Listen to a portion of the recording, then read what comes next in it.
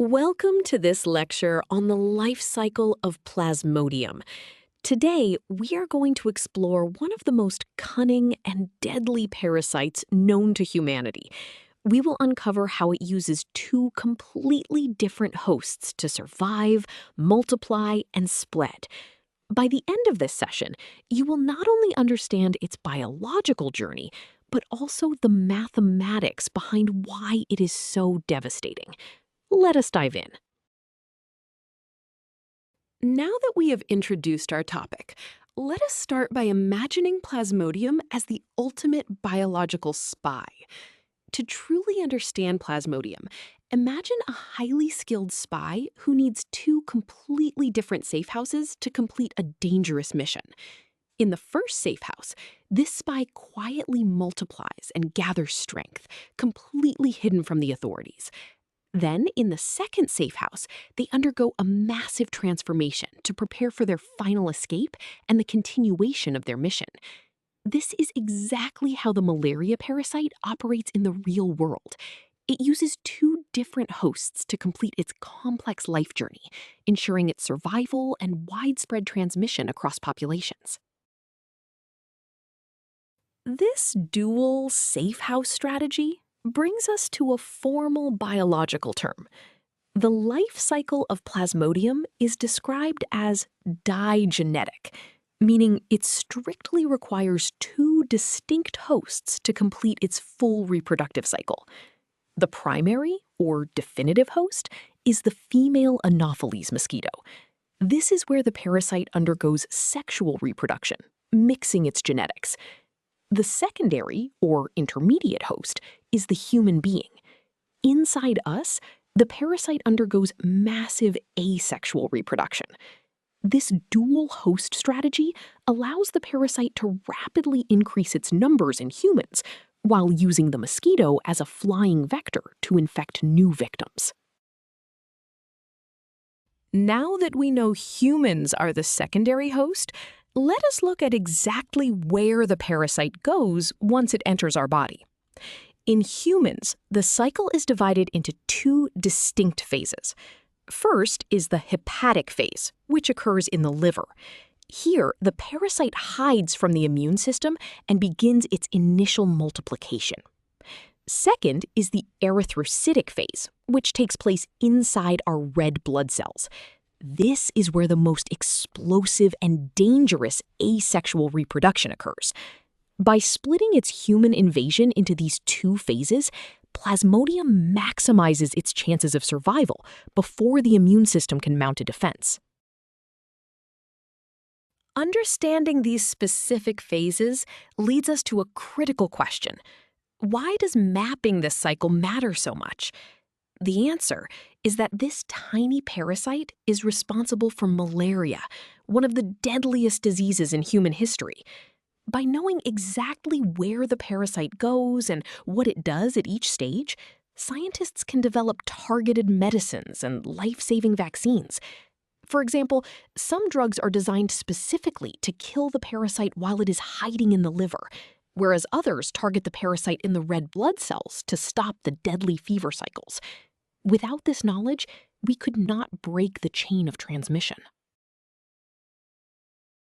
Before we move on to the mathematics of the infection, let us visualize this entire biological journey. On screen, you can see the complete digenetic life cycle. Notice how it is split into two halves. At the bottom, in the human host, sporozoites enter the liver cell, multiply, and then burst out as merozoites to invade the red blood cells.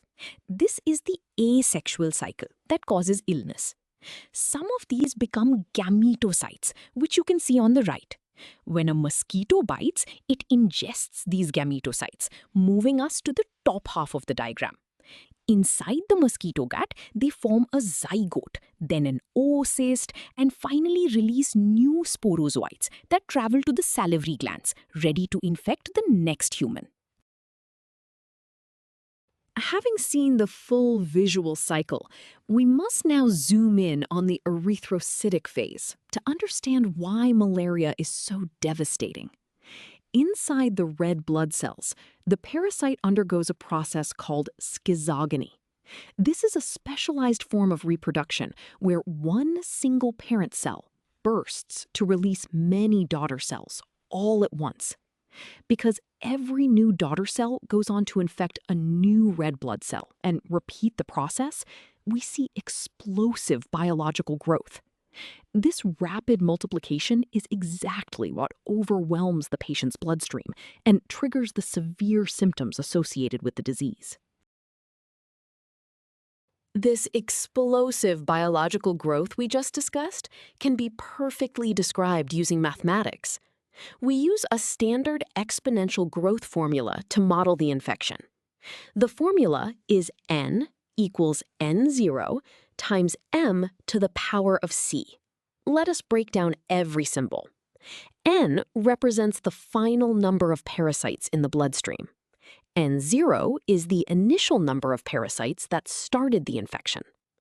M is the burst size, meaning the exact number of new daughter parasites produced when a single infected cell bursts.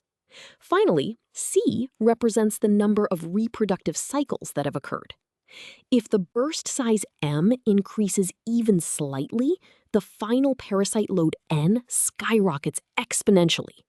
This mathematical reality explains why malaria fevers are so sudden and severe. Now that we have our formula, let us apply it to a concrete clinical example. Imagine a patient is bitten, and exactly 100 parasites successfully enter their red blood cells. We know the burst size for this strain is 16, and we want to find the total population after 3 complete cycles. We are given N0 as 100, M as 16, and C as 3. We substitute these into our formula, giving us N equals 100 times 16 to the power of 3. Following the order of operations, we calculate the exponent first.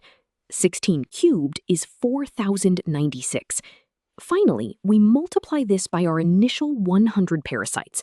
The final answer is 409,600 parasites.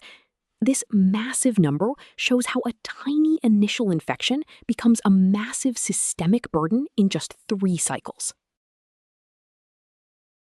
That massive number we just calculated brings us to a critical clinical concept, the fever threshold. A dangerous malaria fever does not happen immediately. It is typically triggered only when the parasite count reaches a specific, very high number in the patient's blood. At this threshold, the sheer volume of red blood cells bursting simultaneously causes the human immune system to react with violent chills and fever. For doctors, predicting exactly when a patient will hit this dangerous threshold is a matter of life and death. To do this, we must use our mathematical model in reverse, solving not for the final population, but for the number of cycles required to get there. Let us see how doctors calculate this threshold with another example. Suppose a dangerous fever triggers at 320,000 parasites. A patient currently has an initial count of 5,000, and the parasite burst size is 8. We need to find C, the number of cycles. We set up our equation, 320,000 equals 5,000 times 8 to the power of C. To isolate the exponential term, we divide both sides by the initial population of 5,000. This simplifies beautifully to 64 equals 8 to the power of C. We now just ask ourselves, what power of 8 equals 64? Since 8 squared is 64, the final answer is exactly 2 cycles. This rapid timeline highlights why early medical intervention is incredibly important. We have covered a lot of ground today, so let us summarize the most important ideas. First, we learned that Plasmodium relies on a digenetic life cycle, masterfully using both the Anopheles mosquito and the human body to survive and spread.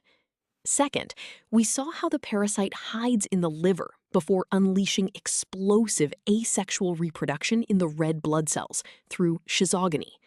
Finally, we proved that this biological growth is not random. It follows a strict exponential mathematical model. By calculating the parasite load and cycle thresholds, we can understand exactly how the infection overwhelms the body. You now have a solid grasp of both the biology and the mathematics of the Plasmodium life cycle.